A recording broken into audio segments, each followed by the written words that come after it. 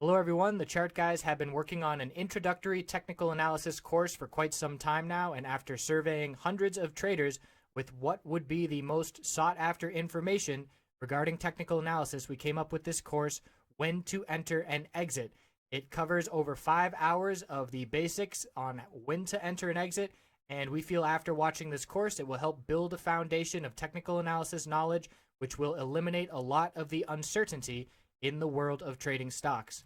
So the course outline, we go over the psychology of trading, establishing a game plan, the different indicators we use to signal a bullish and bearish entry, how to recognize support and resistance levels, poor entries, where traders make mistakes, exit targets, how do you know where to sell your trade, where to place stop losses, that's very important, minimizing losses is what keeps you in the game long term, my personal preparations, how I go about getting ready for each trading day, and then piecing it all together, utilizing all the information we just learned and how to apply that in the real world for making successful, profitable trades. As a bonus, we also include a lot of information on finding entries and exits utilizing patterns, and you can find these patterns on every time frame on pretty much any stock and commodity trading, and certainly being able to recognize those patterns can give you an edge as well. So we hope you will check this out. Again, it's an introductory level course. So if you are new to technical analysis and trying to get a firm grasp on things and feeling a little bit overwhelmed, then this course is for you. I hope you check it out. Appreciate you watching.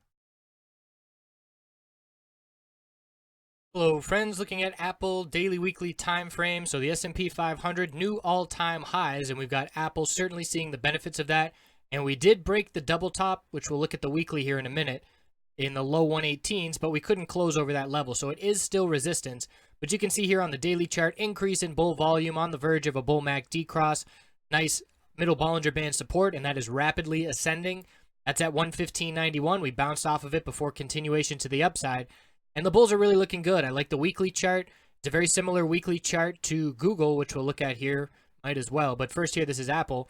So 118.08 was resistance. Then we came up and hit 118.02. And now 118.16. Bulls want to see a nice solid close over 118 because here on the weekly chart, very clearly, the bulls are struggling to close over that level. But the bulls are in full control on the daily and the weekly time frame and really looking good. So we'll see if we get that continuation.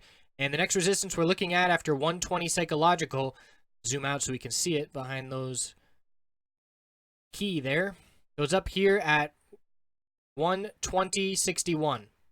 And that would be the highest price. If we could get over that level, that would be the highest price we've seen in well over a year. So the trend has changed. We saw that a long time ago back in August and September. And now we're looking to head back towards some all-time highs. It's not too far off. So definitely keeping an eye on things here. And we look at Google, and this is why I like the weekly chart as well. The all-time high, we consolidated. We had a breakout, 2 weeks of normal. Let's zoom back in. Sorry about that. We had the breakout, new all-time high, consolidation, breakout from consolidation, normal healthy consolidation on very low, decreasing bear volume, very bullish week on the verge of a bull MACD cross. We're looking at Google all-time high, and we're looking for Apple to continue bullish as well. So let's look at Apple on the 5-minute time frame on Friday, and it showed strength right out of the gate, and it was very strong in the first 20 minutes, and SPY was not. And if you see the SPY video that I just did, it took a little while for the SPY bulls to show up, but we saw the strong names that were holding up and breaking to the upside without the help of the S&P 500 first thing in the morning. And we knew that if the S&P 500 bulls rallied to an all-time high, which they were right on the verge of, that the names that were already seeing strength before the SPY bulls even showed up would only see more movement to the upside. And that ended up playing out. And we see a nice, strong, healthy close. This is a key support to watch on Monday, 117.65. Bulls would love to hold that level. That's the consolidation low from the afternoon.